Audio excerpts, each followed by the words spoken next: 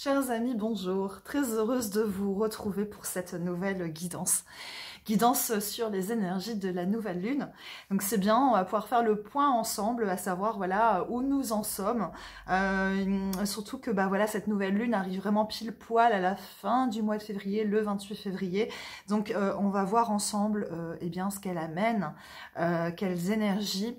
Sachant que, bon, pour nombre d'entre nous, le mois de février a été quand même un mois assez costaud, avec des énergies comme ça assez sombres, et un climat comme ça d'adversité, hein, de lutte.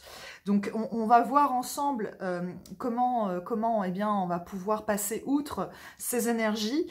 Et puis avant de commencer, je voudrais vous remercier car vous avez été nombreux à me faire des retours positifs, hein, suite à ma vidéo sur le Reiki angélique. Merci infiniment. Vous avez été aussi quelques-uns, hein, de fait à vouloir essayer ce soin, et voilà, et les retours sont déjà très, je dirais, encourageants pour nombre d'entre vous. J'ai même quelqu'un hier en séance qui m'a parlé de la TCH qu'il avait faite, de 2 TCH qu'il avait faites avec Jean-Jacques Charbonnier. Et il m'a expliqué que eh bien, dans le soin qu'il a reçu, le soin Reiki angélique, eh bien, il a retrouvé les mêmes sensations, des sensations similaires à celles qu'il avait pu ressentir lors de ces TCH, tant au niveau des ressentis que dans les présences qui ont pu se manifester. Et d'ailleurs, c'était assez fou parce que mon débriefing eh bien, parlait effectivement de présences qui étaient effectivement présentes pour cette personne lors de ces TCH. Notamment des présences comme ça d'ancêtres, des présences aussi, oui, des vies antérieures qui se sont manifestées. Enfin bref, c'était voilà, c'était assez riche. Voilà, donc ça c'est notamment des choses qui peuvent se produire, vous voyez, dans un soin Reiki angélique. Mais peut-être je vous ferai un partage aussi là-dessus, puisque c'est pas forcément quelque chose dont j'ai parlé lorsque j'ai fait la présentation la semaine dernière. En tout cas, voilà, sachez que si vous souhaitez bénéficier d'un soin Reiki angélique, je vais libérer des nouveaux rendez-vous à la suite de la vidéo, et je mettrai le lien Calendly dans la barre d'infos si vous souhaitez réserver votre soin. Également, je vais poursuivre les formations Reiki angélique niveau 1 et 2. Donc, pour ceux qui ne le savent pas, il y a une date en Belgique bientôt, les 21, 22 et 23 mars. C'est à Jumet, à côté de Charleroi. Il reste 2 places. Et ensuite, ce sera en Bretagne, à Nantes, les 11, 12 et 13 avril, à la Maison de l'Éveil. Et là, il reste pas mal de places, je vous l'avoue. Donc, si vous n'êtes pas loin de la Bretagne, que vous souhaitez faire cette formation, alors n'hésitez pas à vous manifester ici en commentaire ou à m'écrire, hein, via mon adresse mail. Également, sachez que je me déplace. Donc, il y a pas mal de personnes qui m'ont sollicité à savoir, voilà, est-ce que j'allais venir dans leur région pour faire une formation Reiki angélique. Alors oui, c'est tout à fait possible, j'ai juste besoin de savoir qu'il y a un minimum de personnes qui souhaiteraient faire cette formation pour pouvoir me positionner sur de nouvelles dates, hein. C'est difficile de réserver un lieu quand on n'a aucune visibilité sur les personnes qui souhaiteraient éventuellement faire cette formation. Donc si vous souhaitez faire cette formation, n'hésitez pas à vous manifester, et ça me permettra moi peut-être eh bien de regrouper voilà les demandes, et puis de pouvoir caler une date voilà, qui pourrait vous permettre de faire cette formation. Allez, je ferme la parenthèse les amis, pour tout de suite eh bien aborder les énergies de cette nouvelle lune. Alors j'ai pris pour avoir une tendance de ce qui s'en vient avec cette nouvelle lune, l'oracle de Gaïa. L'oracle de Gaïa, et donc j'ai 2 cartes qui ont sauté, 2 très belles cartes, notamment donc la carte de Ganesha. Donc Lord Ganesh, qui est cette divinité à tête d'éléphant, divinité hindoue. Cette divinité, ce cher Ganesh se présente pour vraiment ici nous passer le message que les obstacles ont été écartés. Vraiment, Ganesh, c'est celui qui, avec sa trompe d'éléphant, va détruire les obstacles qui peuvent se dresser sur notre chemin. Et ici, vraiment, il apparaît pour nous dire que ça y est, enfin, la route est dégagée. On a pu se sentir comme ça, un peu acculé, mis à l'arrêt, ou alors dans des situations où rien n'avançait, où on avait vraiment l'impression de stagner. Eh bien là, avec Ganesh, on nous dit que ça y est, le chemin est en train de se libérer, il y a des libérations qui se font. Également, Ganesh, c'est un symbole de protection.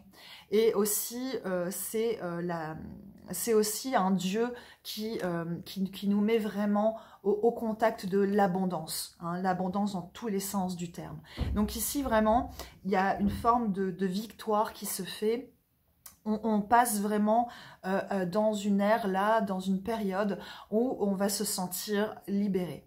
Ça nous est confirmé avec cette deuxième carte de l'oracle de Gaïa qui nous parle d'amour éternel. Elle parle de bonheur, d'harmonie, d'épanouissement.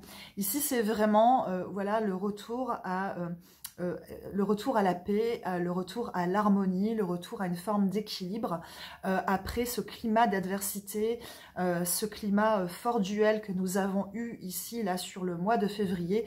On va vraiment ici aborder un nouveau chapitre beaucoup plus serein, où je dirais on est allégé, on est débarrassé comme ça de tout un tas de choses qui n'avaient plus leur place. Ok, on va pouvoir vraiment souffler et récolter aussi un peu les fruits des vœux qu'on a pu faire, voilà, et qui étaient peut-être bloqués. Et là, vraiment, il y a des choses qui sont en train de se libérer. Donc voilà, c'est plutôt pas mal. Et on va voir ensemble tout de suite dans le déroulé là avec les énergies principales de cette nouvelle lune. J'ai pris comme d'habitude avec le Béline. Donc première énergie, c'est une énergie de nativité.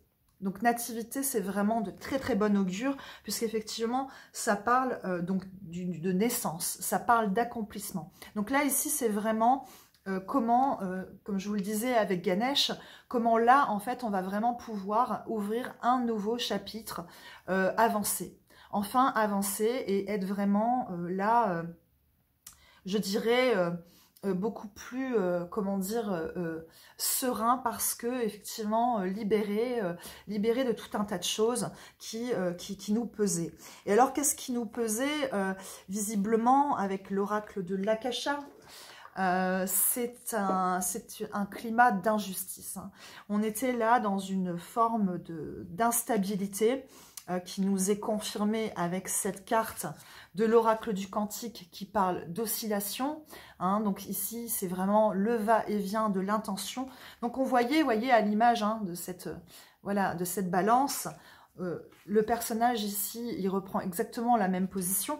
Donc il y avait vraiment comme ça un déséquilibre voilà, une forme d'instabilité qui faisait qu'on oscillait tantôt vers le positif, tantôt vers le négatif, qu'on était un peu comme ça ballotté. Donc voilà, ici, vraiment, avec cette nouvelle lune, on nous dit que tout cela va se rééquilibrer, on va sortir vraiment de ce côté comme ça instable.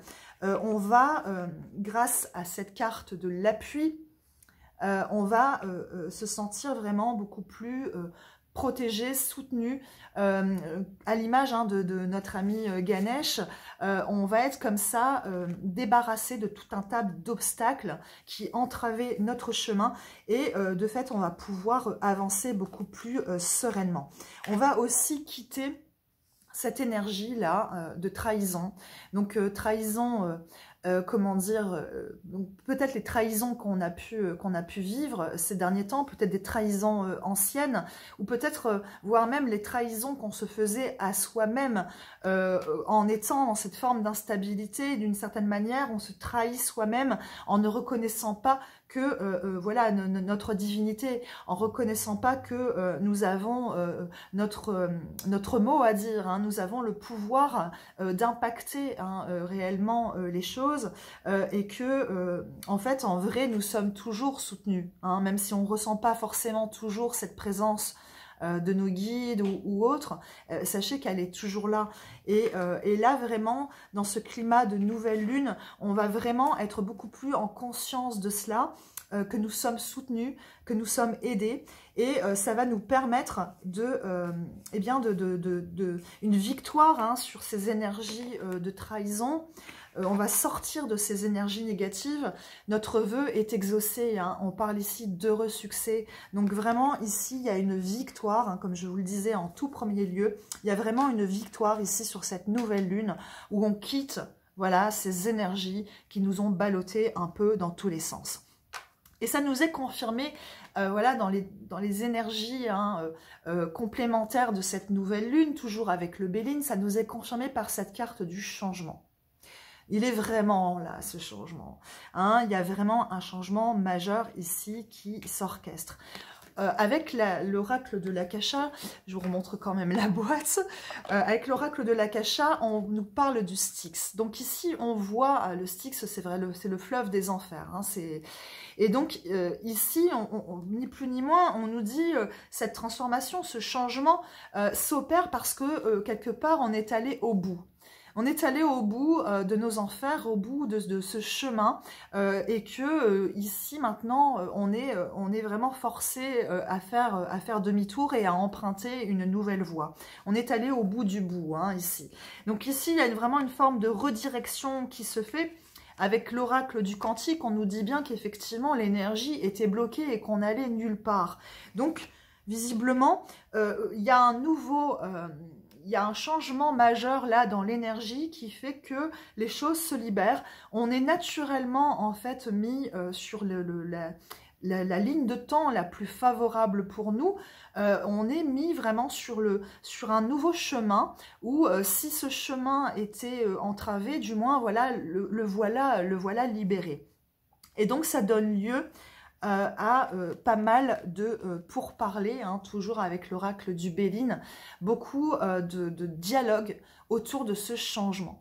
Parce que ne nous leurrons pas, il y a certainement un entourage, des personnes peut-être, voilà, dans votre entourage ou autre, mais vous savez, vous allez savoir en regardant cette guidance de qui je parle, ces changements ne vont pas plaire à tout le monde. Donc ça va donner lieu peut-être à pas mal de bavassements, de railleries peut-être, de blablateries.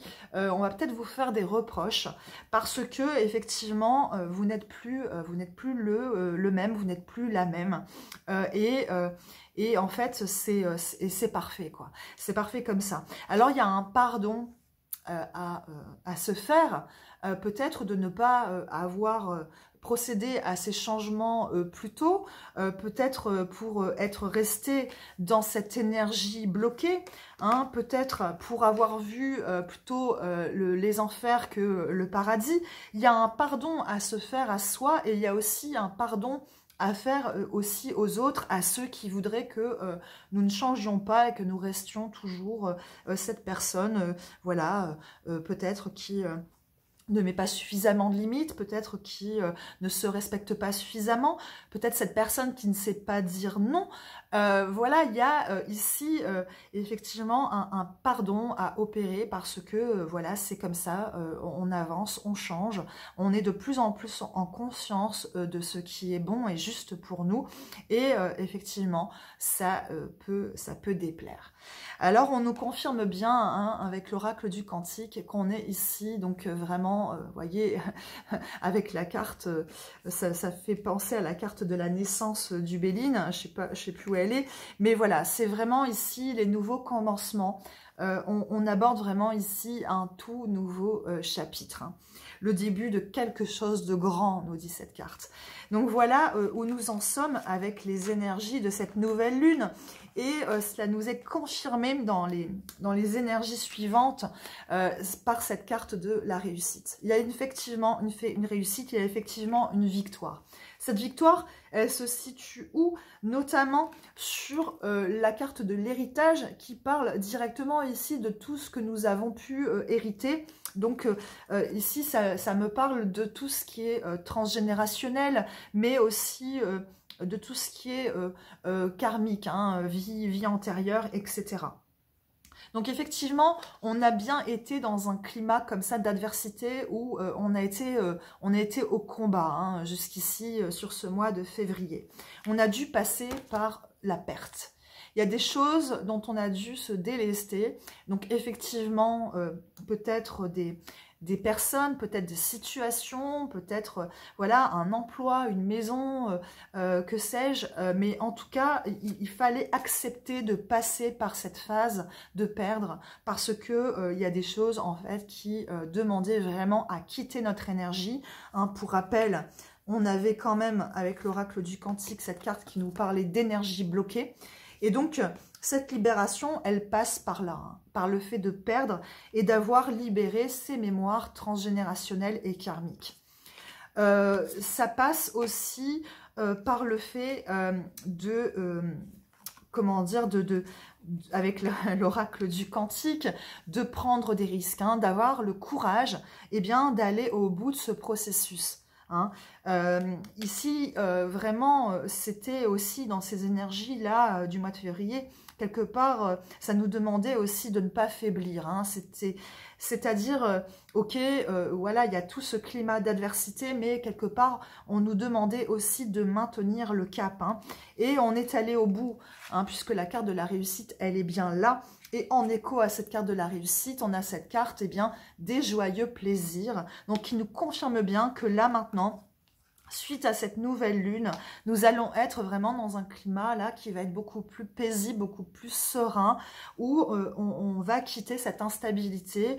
Hein, pour rappel, cette carte de l'oscillation de l'intention, avec la carte de l'injustice, on va revenir vraiment ici à une forme d'équilibre où on va pouvoir apprécier hein, le bonheur au quotidien, une forme d'épanouissement et d'harmonie. Hein.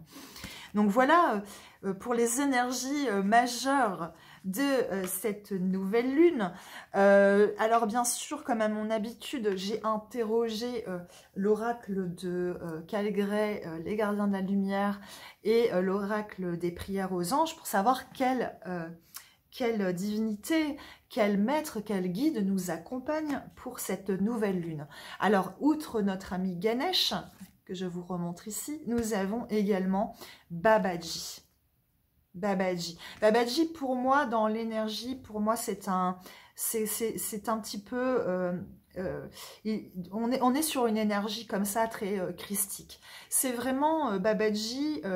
une divinité qui nous permet vraiment d'être beaucoup plus en conscience de notre puissance. Quand je dis puissance, c'est voilà, de notre divinité. Et que le divin s'exprime à travers nous tout le temps. Et que là, en fait, on va être beaucoup plus en conscience de cela, de cet être divin qui s'exprime à travers nous, beaucoup plus à même, en fait, de le faire descendre dans la matière et de le laisser un peu plus aux commandes. Okay, c'est aussi le fait que... il y a une forme d'expansion de conscience là qui va se faire, qui se fait à l'heure actuelle, et on prend conscience quand même de plus en plus de choses. On prend conscience aussi que, que certaines situations, on fait le lien comme ça entre diverses choses qui se sont passées, voilà, rapport de cause à effet, etc., etc. On est plus en conscience de, comment dire, oui, de la loi de cause à effet, que certaines choses ont entraîné d'autres choses et que quelque part, ça ne pouvait pas se dérouler autrement. Voilà, et on prend conscience aussi que tout est lié, ok, que ce climat d'adversité, voilà, qui est scandé, qui est montré, qui est, voilà,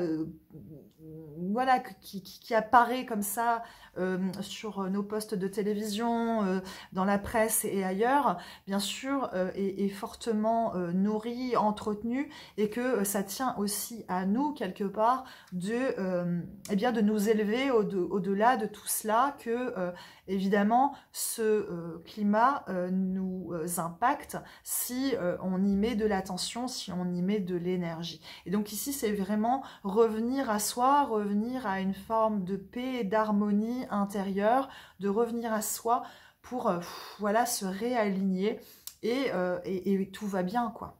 Tout va bien, on est protégé, on est guidé, et on est, voilà, on est sur notre chemin, quoi qu'il en soit, les amis.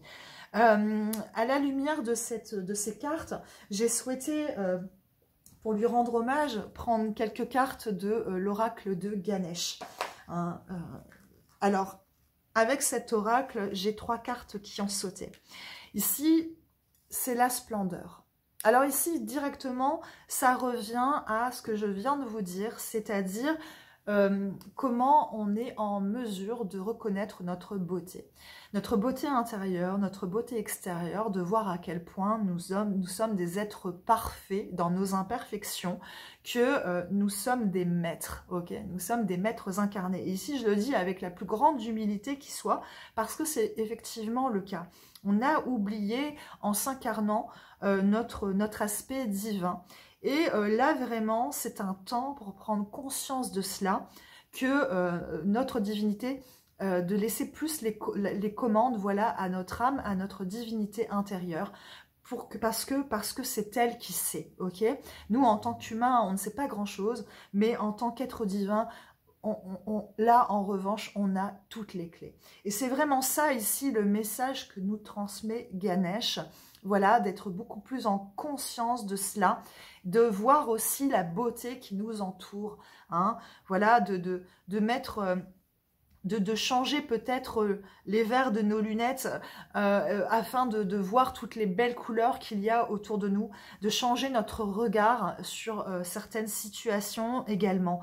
Et la deuxième carte qui a sauté nous parle de ténacité. Ça renvoie à certains messages qu'on a eus auparavant, où je vous disais que peut-être ces changements n'allaient pas plaire à tout le monde. Ici, vraiment, cette carte, elle fait directement référence à ça, c'est-à-dire ne pas faiblir parce que effectivement ces changements peuvent provoquer des jalousies, peuvent provoquer effectivement un climat peut-être de méchanceté, de critique, que sais-je, mais voilà, ici c'est vraiment ne plus se laisser influencer par l'extérieur et davantage se faire confiance, avoir confiance en nos ressentis, en notre propre guidance, et voilà, et faire preuve de courage pour continuer à mener notre barque, hein, hors des fleuves de l'enfer, ok?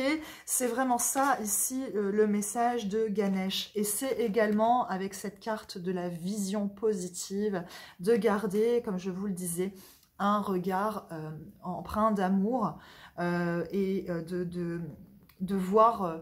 de visionner et de voir le meilleur dans ces situations, de garder une vision positive des choses, parce que, encore une fois, on nous présente que le côté obscur alors que la lumière a déjà gagné. Ok, même si on n'en voit pas encore forcément toutes les manifestations dans la matière, c'est bien le cas. Et c'est vraiment ça, en fait, c'est le message de Ganesh, c'est de rester positif, de rester ancré et voilà, d'avoir conscience que c'est déjà là. La lumière a gagné et c'est déjà là. Ok, les amis? Voilà les messages principaux qu'on souhaitait nous délivrer dans cette guidance. Et j'ai souhaité, pour conclure, prendre avec l'oracle de Sylvain Didelot, ce que les anges vous disent. J'ai voulu prendre une carte pour conclure et il y a 2 cartes qui ont sauté. Alors c'est vraiment, encore une fois, d'une justesse incroyable et ça fait totalement écho au message qu'on a pu recevoir ici sur cette guidance. La première carte nous parle de la non-lumière et la deuxième nous parle de la paix. Donc je vais commencer avec la carte de la non-lumière. La carte 19. Il n'existe pas vraiment d'ombre dans ce monde. Seulement des êtres qui ont renoncé à leur identité divine ou qui sont restés coincés entre 2 mondes par manque de foi en leur essence divine originelle. Cette carte vous indique que vous êtes la proie de la non-lumière. Des entités ou des personnes cherchent à vous nuire ou à prendre votre énergie. La solution est de croire en votre propre lumière et dans celle du ciel par la prière. Souvenez-vous bien de ceci, quel que soit ce qui vous attaque dans l'invisible, cela n'aura que le pouvoir que vous lui donnerez. Voilà. Je pense que ça se passe de commentaires, les amis. Et la carte 34, qui nous parle de la paix. La paix est le premier pas en spiritualité. N'espérez pas faire de grandes découvertes sans avoir trouvé la paix en vous et en dehors de vous. La paix permet à la somme des énergies disponibles de vous rejoindre de toutes les dimensions pour vous assister dans votre projet. Libérez vos ennemis de votre hostilité. Les conflits vous révèlent où vous êtes, où vous en êtes psychologiquement, mais la paix vous révèle qui vous êtes spirituellement. Réconciliez-vous avec vous-même, avec la vie, avec vos frères et sœurs de ce monde. Il ne vous est pas demandé d'embrasser vos anciens adversaires, juste de les libérer pour vous libérer. Vous, et entrez alors dans un espace intérieur plus stable. Donc ça reprend vraiment directement un peu tout ce qui a été dit dans cette guidance.